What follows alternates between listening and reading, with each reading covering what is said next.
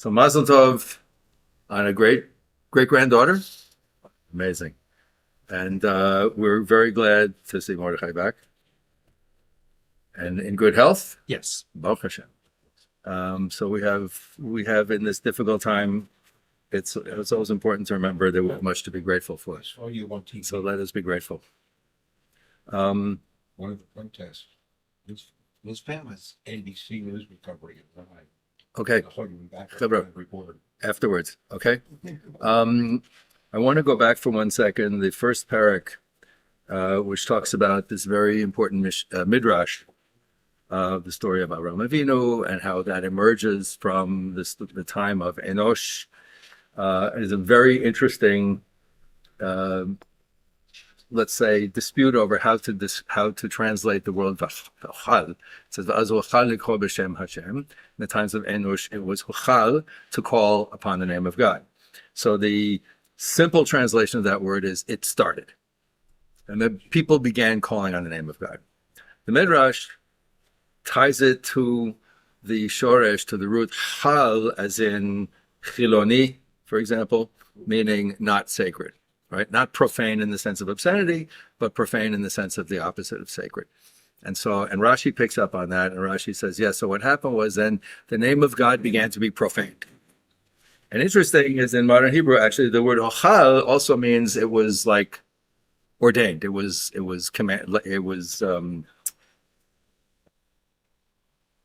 became like obligatory, right? So I think what the Midrash is pointing at is, I was involved in a big interfaith thing over Chabad and talking with a large group of Christians, and it's just kind of brought this out to me over and over and over again.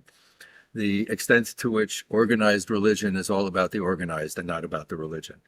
And I think that this is a message that we can take from this Midrash, right? Because they talk about how in the times of Enosh, that people started worshiping the sun and the moon and the stars because they figured, well, I can't really connect to God, but God honored the sun by making it so important. So by honoring the sun, I'm also honoring God. And then people said, well, actually, see that star over there? So an angel came to me from that star and told me that we have to actually worship that star. And I'll tell you how to do it. And so let's build a special building and we'll sing a special song and we'll do special practices. And this is the beginning, if you will, of how religion becomes the basis of political structures. Okay. So I think it's something that, I always try to be keenly aware of it. And I want to encourage us all to be keenly aware of the difference between, as Rav Kook said, that individual spirituality, individual spiritual longing lies at the heart of organized religion. But you should never make the mistake of believing that the purpose of organized religion is for us to be realized, for us to attain our own spiritual realization, right? The purpose of organized religion is to continue to sustain its own societal hierarchical structure, okay? And that's common to all organized religions. And then you can argue about, well, our religion is true and there's a sheker or whatever it is, but that's also, in a sense, buying into exactly what the Midrash is criticizing. Am I making sense? It's also to say, well, ours is true and there's not, because truth, if there is an absolute truth, then it's very hard for us to say, well, we and they do exactly the same thing, but we do it true. What we do is true, and what they do is not. Come on, okay. So it's we need to really continually examine our own connection to the mitzvot, our own connection to the way of life, to the Torah way of life, and try to dig down below the level of dogma, below the level of what we're told to do. And to go back to from people from Ramban to Rambam, our man, to modern poskim today, who remind us that the mitzvot are not in themselves the purpose of living a Jewish life. That the mitzvot are kind of like, if our purpose is to have a connection to God, is to have communication with God, then the mitzvot are kind of the grammar and the building blocks of that communication, right? But the purpose of the mitzvot is to train us in living a godly life. And the Torah, Rambam says very clearly, the Torah cannot be exhaustive. There's no way that in the course of the day, all of the dilemmas that we come across, we can find the page in the Torah and a pasuk that tells us exactly how to behave. But we have lots of psukim that give us guidelines. the struggle and the challenge and the purpose of learning over and over and over and over again is to internalize these principles so that we have a better understanding of, if you will, what kind of behavior God expects of us. Jacob. The issue about the hierarchical structure. There is a pasuk in the Devarim which says, even if your rabbi tells you the right is left and the left is right, this is difficult to cope with. Yeah, indeed. I would just say that, nowhere does the Torah tell us that we should not think for ourselves. But this is Well, I think in context of Rambam's teaching, that's a good lead-in to, now we're in the second parak of Hilchot Avodat Kochavim. So in context of the Rambam's teaching, Rambam tells us, and actually, Be'ezrat Hashem will finish this Sefer, and I'm thinking after this we should go and do his introduction to the Perush Mishnayot and Chelek. Hi, Shvotov. Because it really reveals a lot of the way that he understands the world. And consistent with the way the Rambam talks about teaching Torah, he says you have to teach people at their level. And so, comparing teaching anybody to raising young children, for example, okay?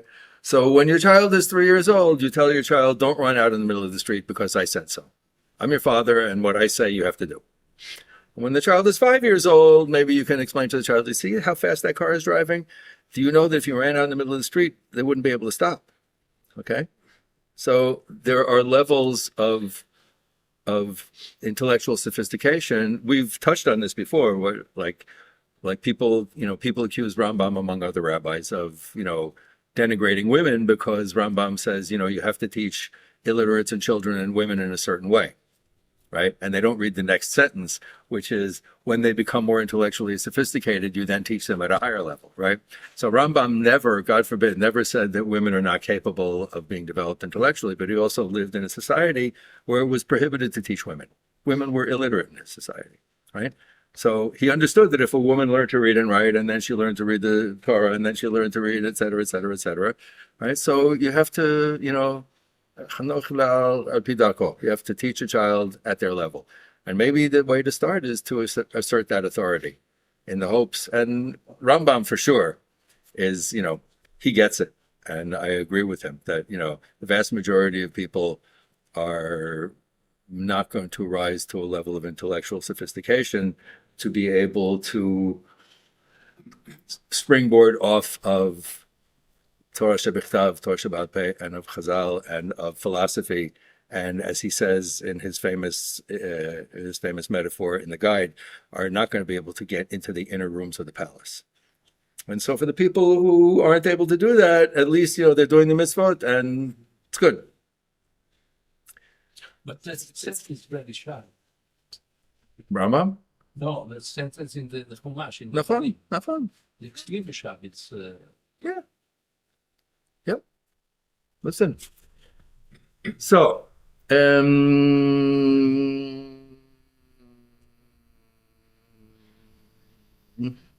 chapter 2, Halacha Aleph. Okay. I had hoped that we could finish this particular Sefer Avodat Kochavim by the end of June, and I'm not sure that we'll get there, but that's okay.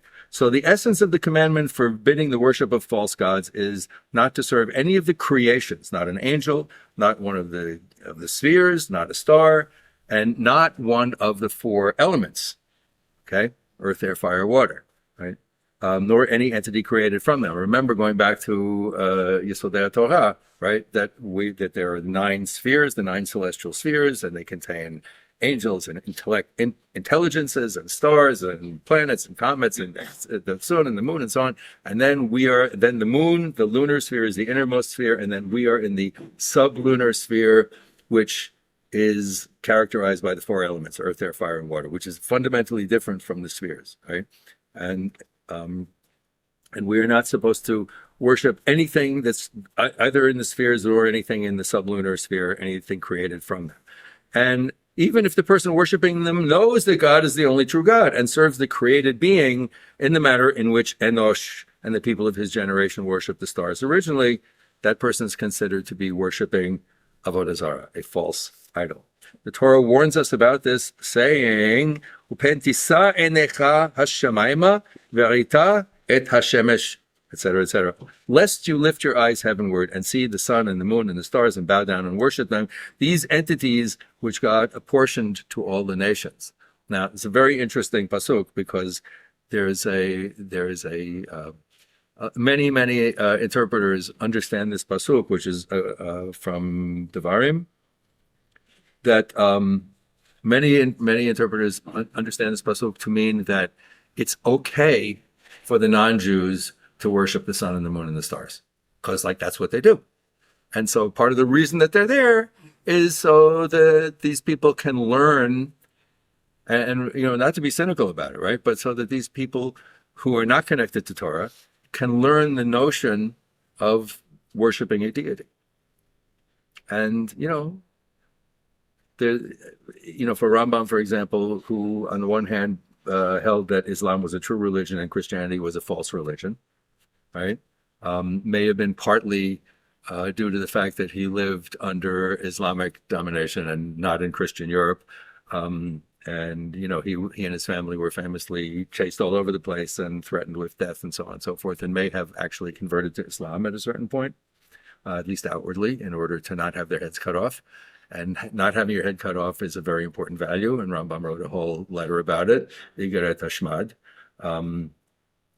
But he also says that, even Christianity has a value in that it teaches people the notion of worshiping, right?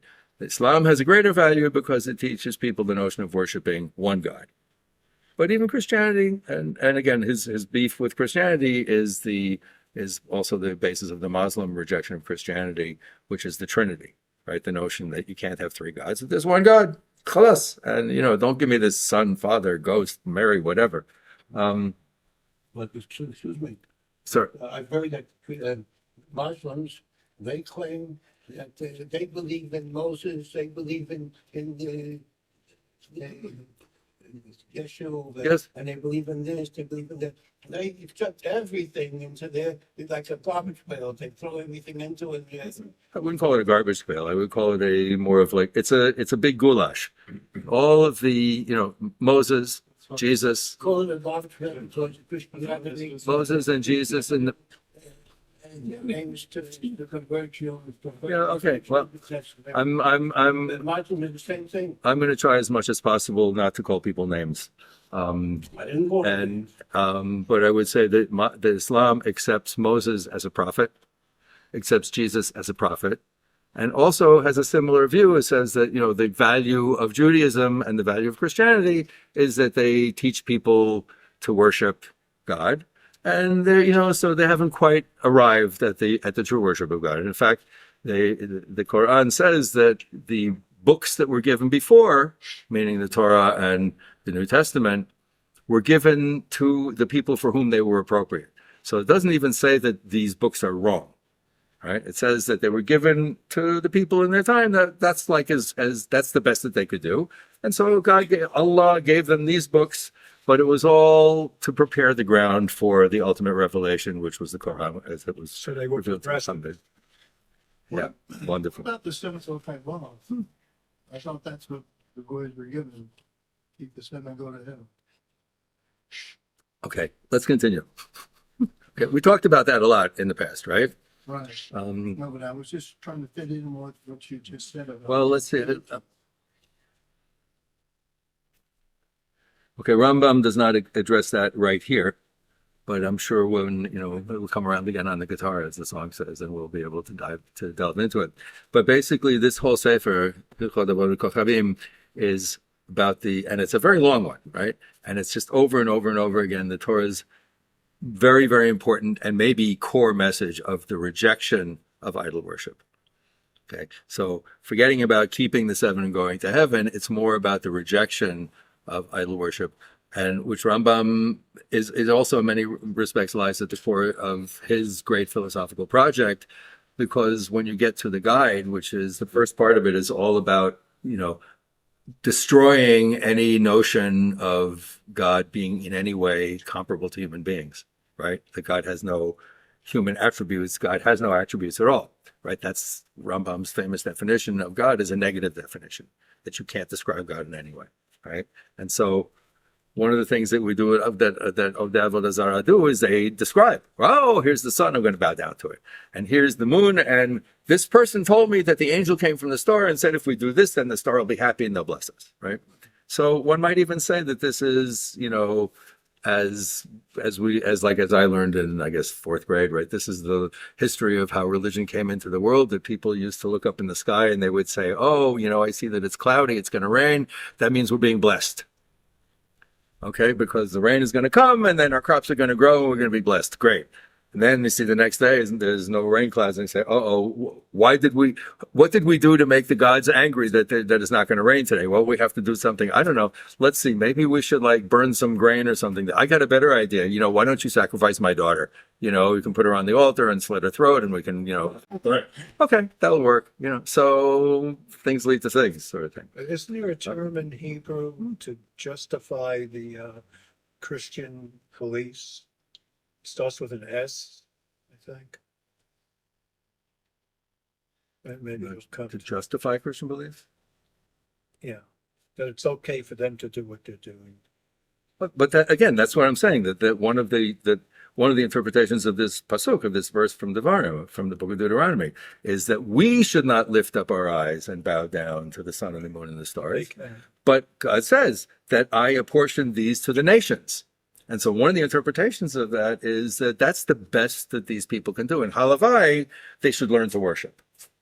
And over time, says God, you know, through the influence of, you know, Am Yisrael, bringing Torah into the world, through the influence that it's our obligation to spread in the world, that first they learn to worship. It's like, you know, first you learn to walk. You want to run, the marathon, first you have to learn to walk. So this is by way of the Goyim learning to walk. Just That they takes bow a down long to. time. Takes, yeah. We're also not there. Sir. An interesting question. Why do you say Aleinu after you have Kiddush HaChodesh? And you just finished davening Mariv, and then you go outside and you have Kiddush Levana. Kiddush Levana, Yeah. and then at the end you say Aleinu. Why do you have to say Aleinu? You just said Aleinu. Okay. And the answer is because nobody should think that you're worshiping the moon. That's fun. So you say Aleinu and old again. Yep. Again. I just want to say something. I just got news on my phone that in Mecca, millions of people today were celebrating Ramadan. Yes. And there was a giant downpour of rain that started happening over the grave of Muhammad. And then after that, literally millions of cockroaches came out from the ground. And everyone became terrified, stopped their praying, and ran away. Just like in the invasion of lice and frogs in Egypt. I didn't believe it, but like there's a video right here of millions of cockroaches and Arabs like running away in Mecca. Okay. I heard that too. It's unbelievable. We can, that's for afterwards. Thank you. Good time to enjoy. Okay. So the verse that we said, you know, pen tisa enecha hashamayim, unless you should lift your eyes to the heaven. This implies you might actually inquire, as he says, be'ayin halev, with one's inner eye, the eye of the heart. And it might appear to you that these entities control the world and that they have been apportioned by God to all the nations to be alive, to exist, and not to cease existence in the pattern of life, etc., etc. Therefore, you might say that it's actually worthy to bow down and to worship them.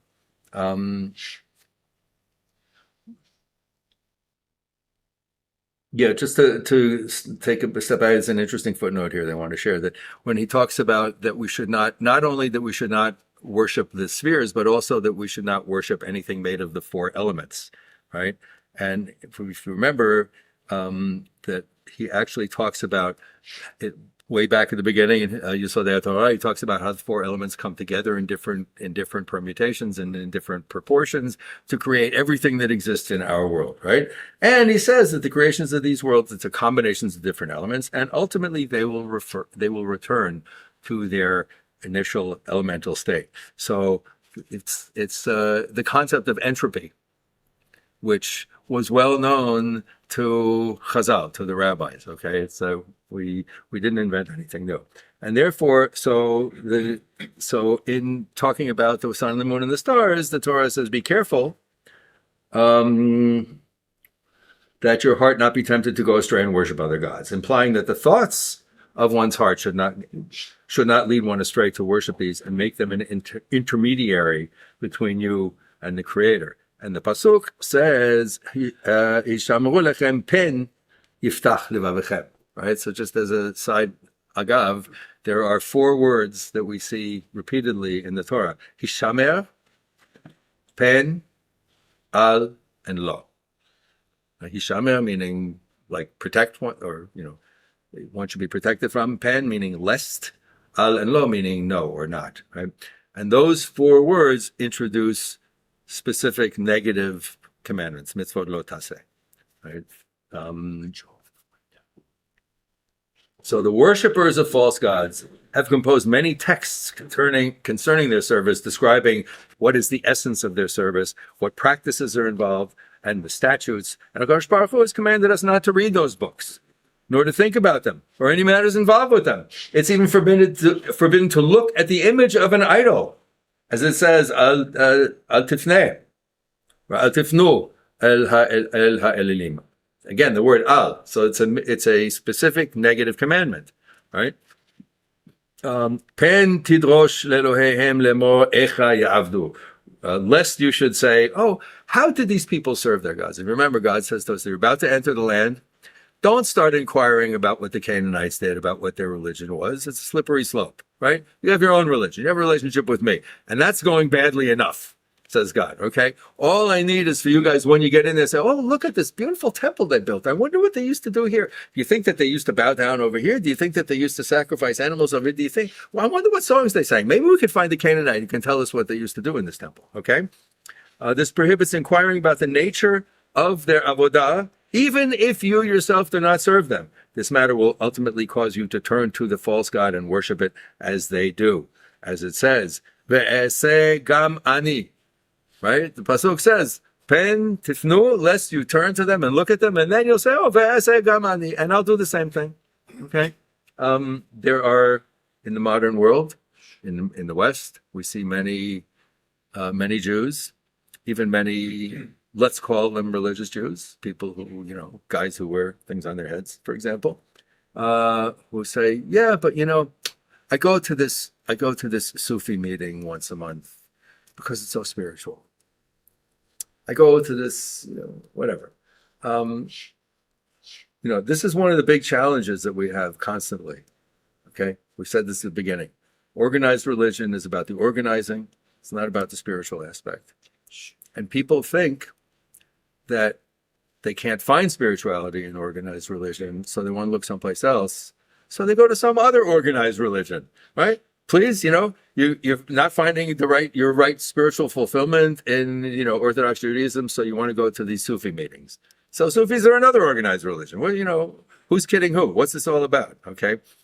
To his credit, like the Dalai Lama, people come to him and they say, oh, I want to learn from you all about Tibetan Buddhism. And he says, you want to learn from me? Learn from me about how I practice my faith.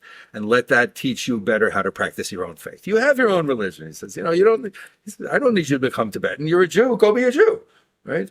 And it's a big challenge, and it's a big challenge to the rabbinic leadership and to the teachers of Am Yisrael, because our job is to help people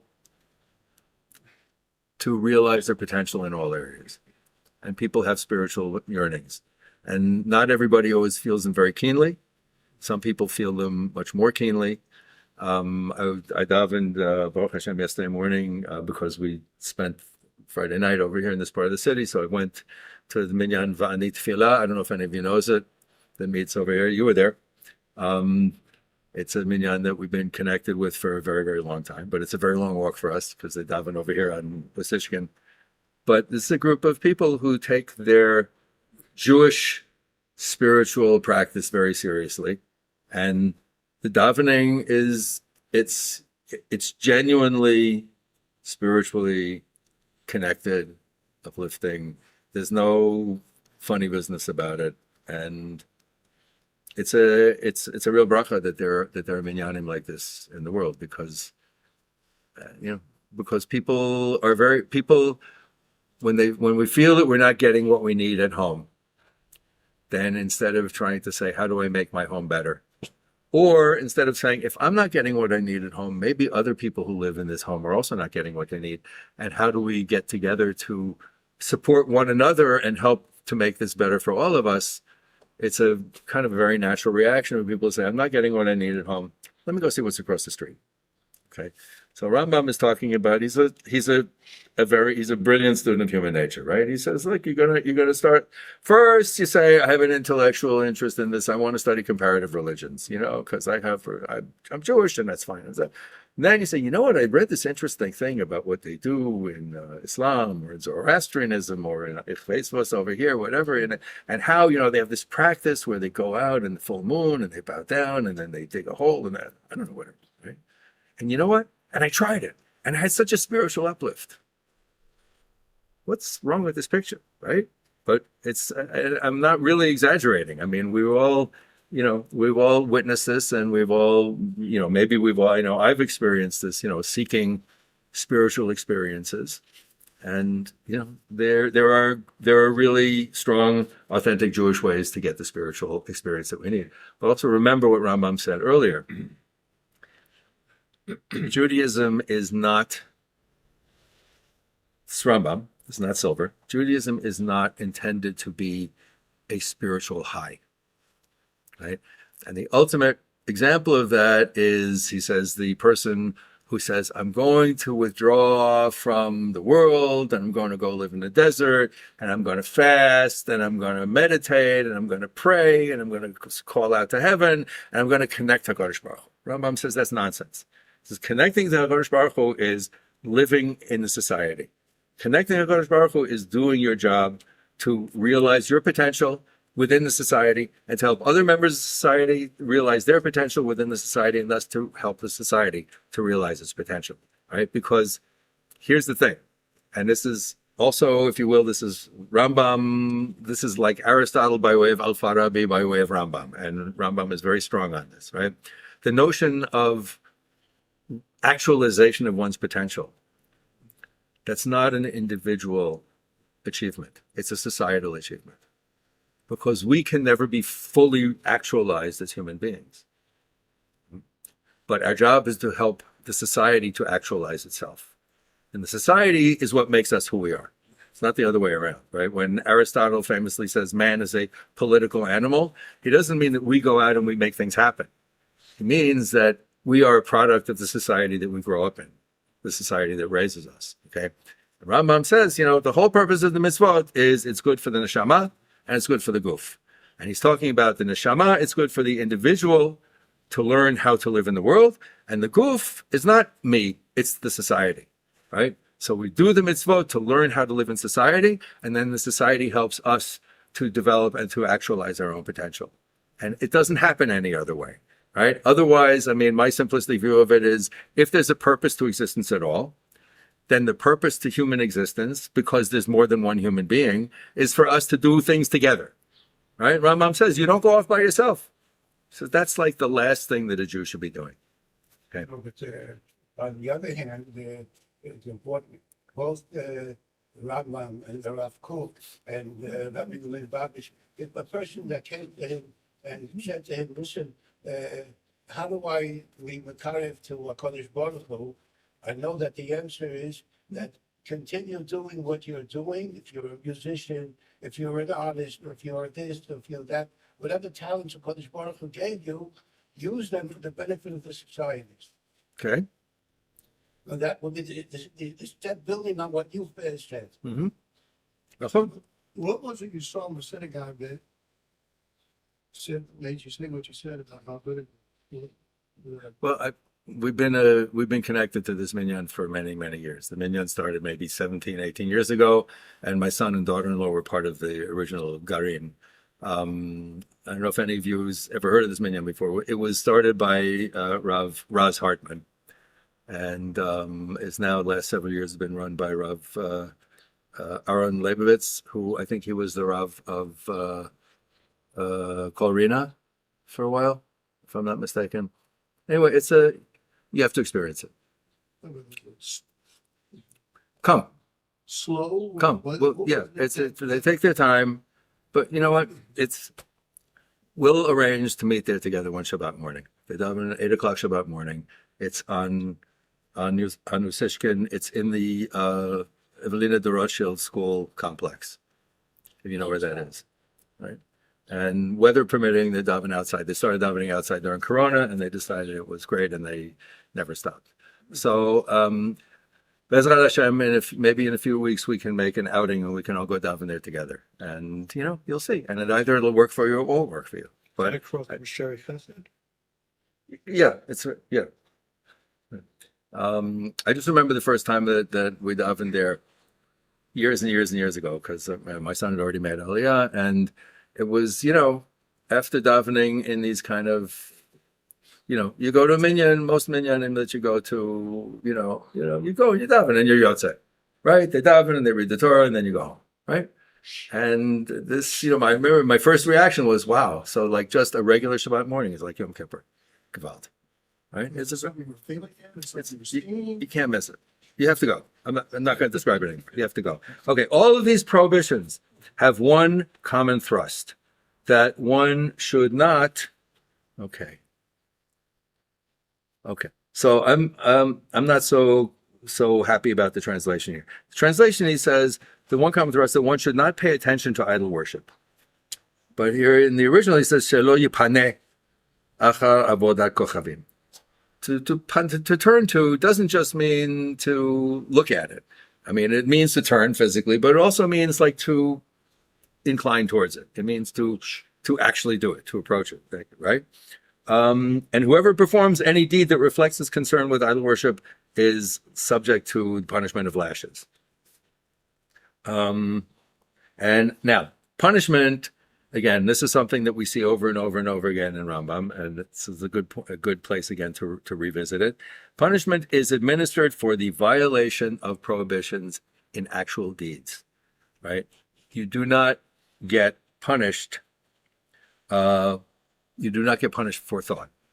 You might look at an idol and say, I really want to bow down to that idol, but I know it's not permitted, but it's the real deal. All right. You can't be punished for that. I mean, the court can't punish you for it. Whatever happens between you and HaKadosh Baruch Hu, that I don't know. Okay.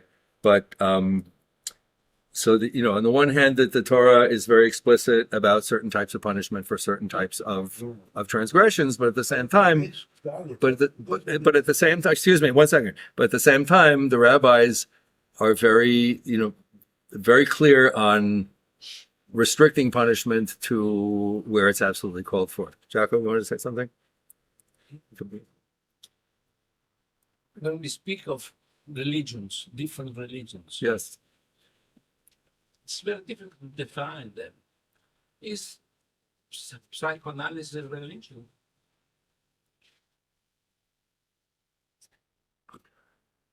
Not for now. Excuse me? Is psychoanalysis a religion? I think I'll give you back a different response. Okay. And I've said this before, and I'll say anybody who wants to write a doctoral thesis, I have a subject for you, which is how Freudian psychoanalysis grew out of the practices of Rabbi Nachman. It's a clear straight line, and it's not random. Because who translated the stories of Rabbi Nachman from Yiddish first into German, and then it was translated from German? Buber, right. And who was one of Freud's closest friends that had a 20, 30-year deeply intellectual correspondence with Freud? Buber. Okay. And the language that we find in Rabbi Nachman finds its way into Freud's language as well. Okay. The I, thou, all this stuff. This is right from Rabbi Nachman. So anybody who wants to write a doctoral thesis on the origins of psychoanalysis, you wanted to say something? I wanted to say that the Torah forbids even those who still after the Bafta Lechem, but even thinking of doing looking at an item down. No, right. But a Beit Din cannot punish a person for what's in their mind. That's the point, right? So the worship of false gods is not the only subject that we're forbidden to turn to. We're also warned not to consider any thought which will cause us to uproot one of the fundamentals of Torah. We should not turn our minds to these matters or think about them or be drawn after them in our hearts, as you're saying. In general, here's Rambam at his best, okay? People have limited powers of understanding, and not all minds are capable of appreciating the truth in its fullness. If we go back to Yesodei Torah, for example, Rambam says that there are restrictions placed on Maseh Merkava, for example, on the deeper spiritual or Kabbalistic concepts, lest one err in their understanding, okay? Accordingly, if a person were to follow the thoughts of their own heart, it's possible that they would destroy the world out of their limited understanding. So, Ketzad, what are we talking about? There are times when a person will stray after star worship, right? Which is the other title of this Sefer, Avodat Kochavim, the worship of stars, right? Avodat Zara, Avodat Kochavim. Inyana Diyoma, that was yesterday's Parsha, right? That they brought a fire that was not commanded. It was Esh Zara, right? What exists above, and perhaps, person might start wondering and philosophizing on their own about God's oneness. Maybe God is one, maybe God's not one. What exists above the heavenly realms? What exists below them? What was there before time? What will be after time? Or similarly, one might start wondering about prophecy. Maybe it's true, maybe it's not true. And then one might wonder about the Torah. Maybe it comes from God, maybe it doesn't come from God. And since a person may not know the guidelines within which to evaluate these ideas that will lead them to the truth in fullness, the person may instead come to heresy on their own. The Torah warns about this matter, saying, Lo taturu achrei lebavechem achenechem asher atem zonim achaim. Each one of you should not follow your own limited powers of understanding and think you've comprehended the truth. Chazal have interpreted this warning, achrei lebavechem, meaning heresy, achrei einechem, meaning immorality. Okay, so lebavechem meaning your thoughts, that you should not create your own system of cosmology. Think, I know better than what I was taught. And enechem is immorality. I see, this is again, the fundamental act of immorality comes from where? I see, I take. Who saw and took?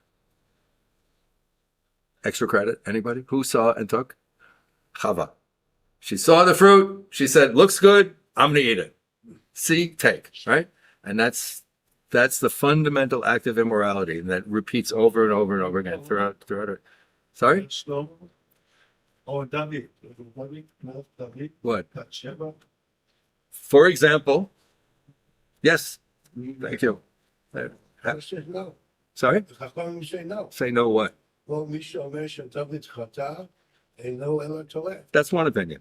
What? And the other opinion is that, he did wrong and he was punished for it. We're not talking about David HaMelech today. It's a different year. I think Okay. the fundamental act of immorality is the mixing of things that should not be mixed together. I think that was the great sin. Well, There was supposed to be separation. And Adam and Chava mixed. mixed what? They mixed of food that should not be in our system. But it was more than just the system. It was a whole state of being. Right, but that emanated from, I'm not arguing that that's not correct, but that emanated from the act, from the connection, see, take. I saw something I want, I saw something, it triggered a desire, I took. And that leads to, again, this is what Rambam is saying. Mixing. And that's Whatever it leads to, but the point is that, yes, it leads to mixing and it leads to all kinds of other stuff, right? I'm not saying that that's not accurate. I'm saying that Rambam's description here is he's saying, achrei levavchem, meaning your thoughts. Meaning, when you start speculating on your own and saying, well, what happened? Maybe the Torah was written by human beings. And then, so what did they mean when they said this? What did they want? What were they trying to do? What are they trying to accomplish? And you know what? So maybe, these other religions over here, maybe they have a better spiritual point. So that's levavchem. And Echem, he says, that leads to immoral actions. I see and I take. So Chava saw, she took, and all kinds of stuff happened after that. Yes, and it led to a mixing. It led to, which is, I think, one I think that's a very, a very fertile way to look at it. Like you can do a lot with that notion that we were supposed to say, because God creates the world. I mean, this is the whole Jewish way, the whole Torah way of looking at the world, right? God creates the world of separations, right? Up, down, dark, light, dry land, water, man, woman, right? And so when you mix together things that weren't meant to be put together, by the way, we mix together things, there's a famous Gemara where Rabbi Akiva is in prison and his Roman jailer says to him, so everything that God does is perfect, right? Everything that God created, and if God didn't create it, it can't be perfect. And Rabbi Akiva says, no, actually, there's stuff that we do better. And the Roman says to him, what are you talking about? He says, well, God makes the sun shine and the rain fall and the plants grow. And then, we have these wonderful, beautiful grapes that grow, but we make wine. And God makes the sunshine and the rain fall and the wheat grows, but we make bread. Right? So, there are things that we, let's say, we're meant to combine, that by combining things, we actually create something. And this is kind of, at our best, if we say that God wants us to be partners in creation, like God gives us the raw materials. And what do we do with those raw materials? Well, we either create something wonderful like bread and wine, or, Khalil, we create something terrible like, all kinds of human suffering that comes from people deciding that they know better. The command Without seeing is also one of the 10 Commandments, don't covet, which you have to see to covet. Right. But yes, and actually seeing is one of the 4 fundamental acts of creation, right? Vayomer vayar, vayavdel vayikar. God said, God saw, God separated, and God called. God named or called, right? And so the first person who appropriates God's act of seeing, which is one of the 4 fundamental acts of creation, is Chava. And it says she saw the fruit kitov machal. So God, vayar Elohim kitov. So she does exactly what God does. She appropriates the whole act of creation. And she decides, I'm going to do this, and I'm going to take. Wouldn't have it been better if she said, חשב שיהיה טוב. I have no idea. I didn't write it. ויהיה כי טוב. Yes. It's a statement. No. So she was right. She was right. She was right. I mean, that's a whole other problematic issue, right? Commandments forbidding the worship of false gods is equivalent to all of the mitzvot, as we saw. Where are we?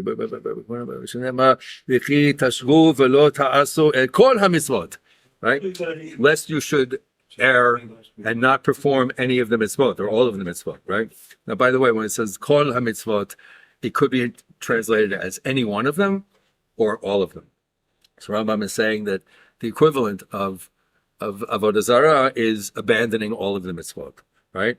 And the oral tradition teaches that this verse refers to the worship of false gods, and thus we learn anyone who acknowledges a false god denies the entire Torah in its totality, all of the works of the prophets, and everything that's been commanded to the prophets from Adam until eternity. Min hayom asher tziva Adonai v'hal'a ledorotechem, from the day that God issued his commands and afterwards for all of your future generations. And conversely, anyone who denies the worship of false gods acknowledges the entire Torah in its totality, all the works of the prophets, and everything that's been commanded to the prophets from Adam until eternity. And this acknowledgement, the denial of false gods, is fundamental to all the mitzvot. Okay? The Jew who serves false gods is considered like a Gentile in all regards, and is not comparable to a Jew who violates another transgression, even one punishable by being stoned to death. An apostate who worships false gods is considered an apostate with regard to the entire Torah. So look at the juxtaposition between the previous paragraph and this one, right?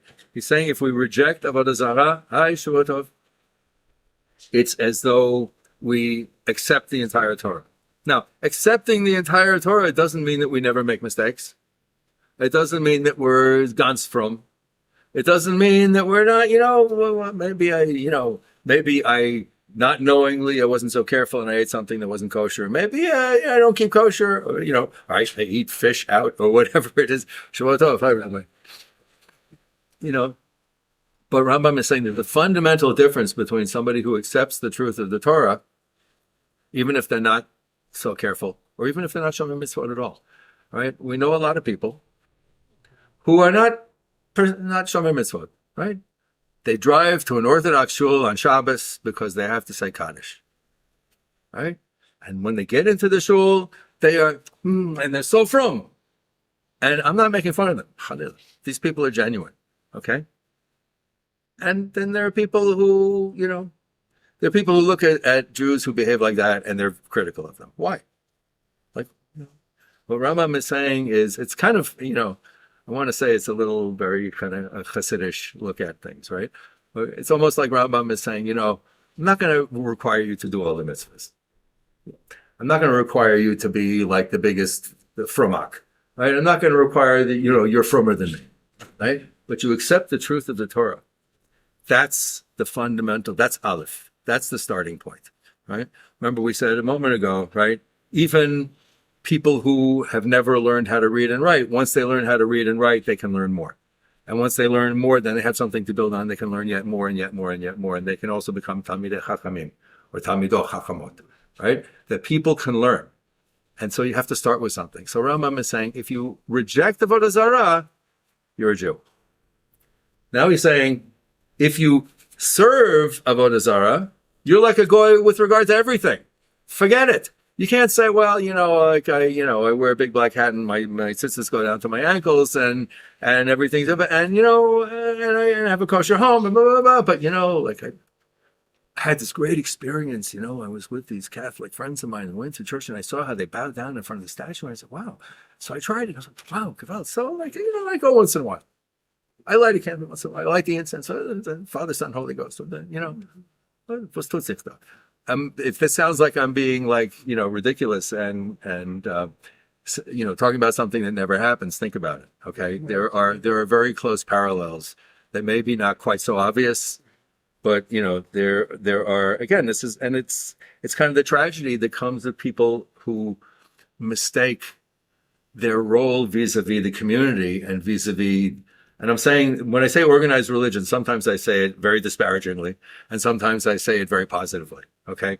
So our role vis-a-vis organized religion is to support the society, is to find ways to connect the individual to the kahal, not to find ways to make them pay their dues to belong to a shul, right? But to find ways to keep people connected to Yiddishkeit, to Judaism, to something that has been in this world, Baruch Hashem, for 3,500 years, and Bezrat Hashem will continue and strengthen, right? And has a lot to offer us. But we have to be in a position to be able to give to it in order to receive from it. And some people lose the connection, and they feel like they can't give to it, and then they feel like they're not, and maybe it's partly, the modern, consumer society. I hear people say, I stopped going to shul, I wasn't getting anything out of it. Does that sound familiar to anybody? Right? Yeah, I wasn't getting anything out of it. It's like, wow. Who taught you that this is really? Where did you learn this? What do you mean I wasn't getting anything out of it? What were you putting into it? Right? Well, very high divorce rate in the world today. Kids don't talk to their parents anymore. It's I wasn't getting anything out of religion. Similarly, Jewish minim, which is Christians, the different editions of Rambam that have been, cleaned up variously over the centuries, right? Similarly, Jewish Christians are not considered Jews with regard to any matter. And their repentance should never be accepted, meaning by us, right? Again, very, very clear distinction between a person repenting and us accepting them and a person repenting and God accepting them. Because Rambam says, nothing can withstand the force of teshuvah, but it's not up to us to call it. When a Jew converts to Christianity and then they come back and say, I changed my mind. Forget it. Too late.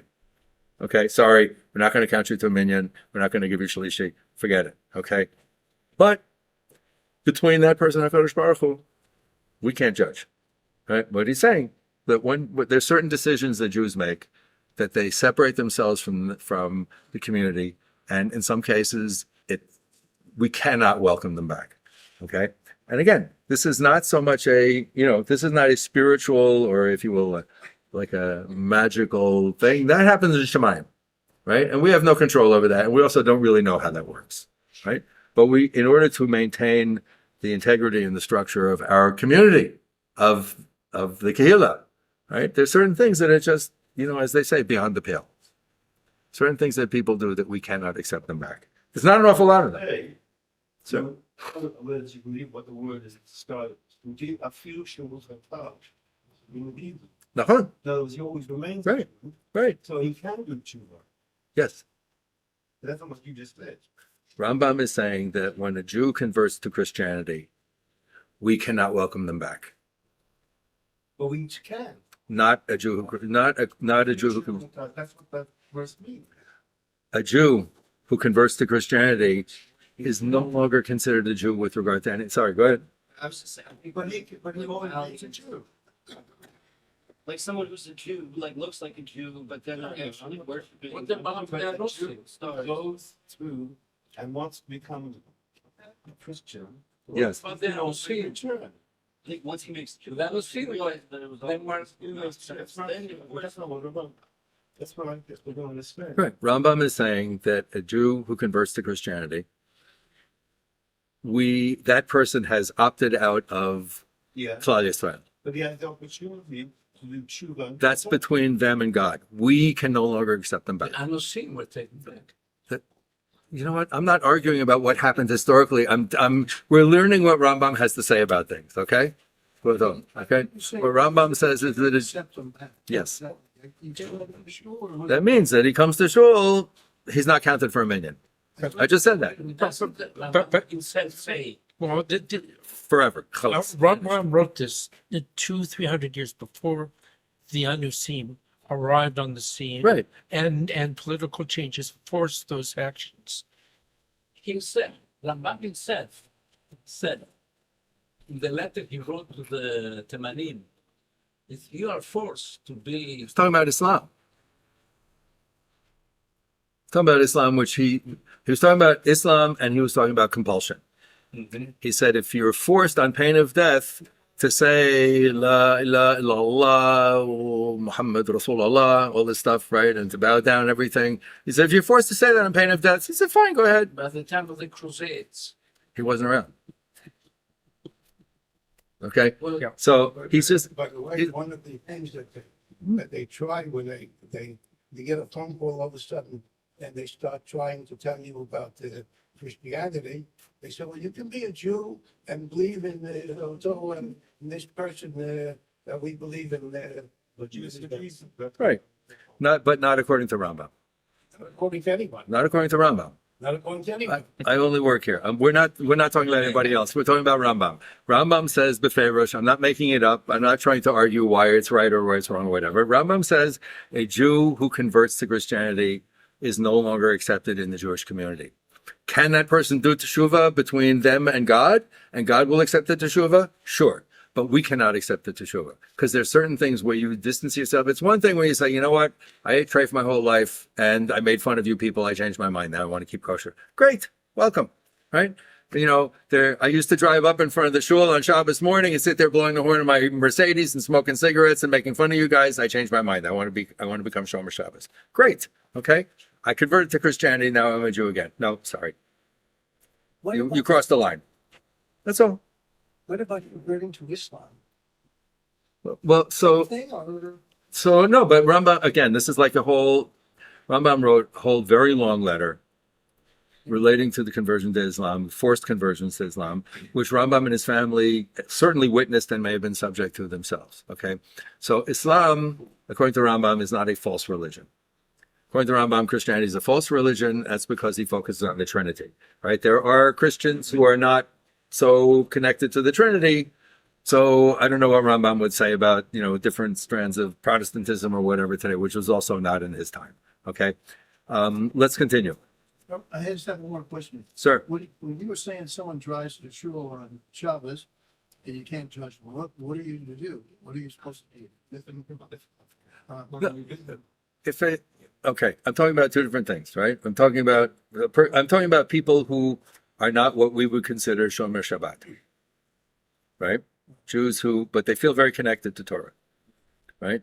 And at certain moments, they feel it's important for them to be in shul for whatever reason. I'm remembering years ago, we lived in Princeton, New Jersey for a few years, and there was an Israeli couple that we were friendly with, and they were, Chiloni. They were not Shomer, whatever. Although this was a couple, so she used to come to my Parsha Shir Shabbat mornings, and then she would drive home. Fine. So I never told her you can't come to the Shir because you drive.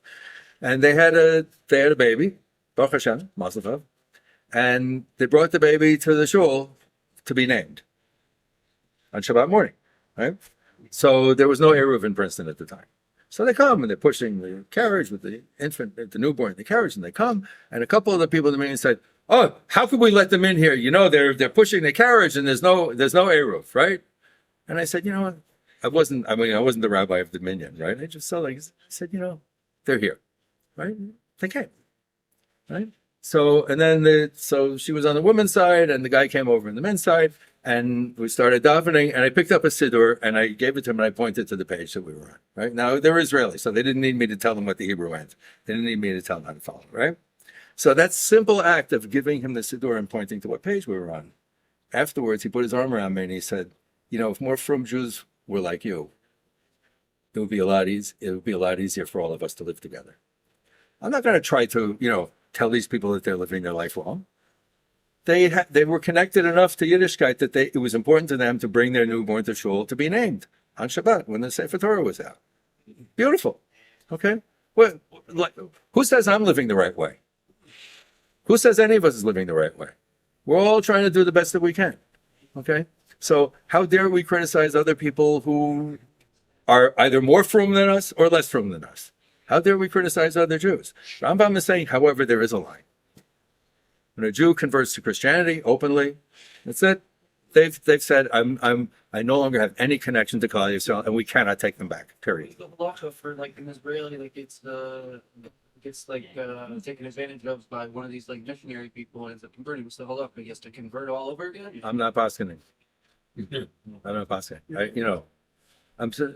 It would seem that you would have to convert, though. It's a tough question because from just the black and white letter here, what Rambam seems to be saying is that's it. They're gone. But he could convert, no? No. He can't even convert. Seems. Doesn't seem like he could convert. It would just be forced. No, I don't know. But on the face of it, I disagree. On the face of it, I think that person's gone. By the way, understand, so right, Rambam's very, very clear about how the Torah works and how the Torah doesn't work, right? The Torah does not provide for every single eventuality and every single instance. And so he says if a Jew, I would put in my own interpretation here, this is Silver, not Rambam speaking, right? If a Jew willingly, knowingly embraces Christianity and genuinely embraces Christianity, and then says, I changed my mind. It's like a sex change operation. It's like, no, you're done. Right? I know that there are cases where rabbis have said, well, you were taken advantage of and you were like, you didn't know what you were doing. I'm not paskening on that, and that's not my field, right? Christians are allowed to convert. To Judaism? Yeah, Sure. Anyway, let's finish this paragraph, and it's time for us to finish up. Okay? Their repentance should never be accepted. The minim, Christians, are those who stray after the thoughts of their hearts concerning themselves and the foolish matters mentioned above. Already said, lo tadu achrei levavechem, meaning that, you start to follow your own thought process and you say, I know better than the Torah. I know better than Chazal. I know better than the rabbis. I know better than the Rambam. Until they ultimately transgress against the body of Torah law arrogantly, with scorn, with the intent of provoking God's anger, and yet they say that there is no sin involved. It's forbidden to talk to them, to engage with them, or to reply to them at all.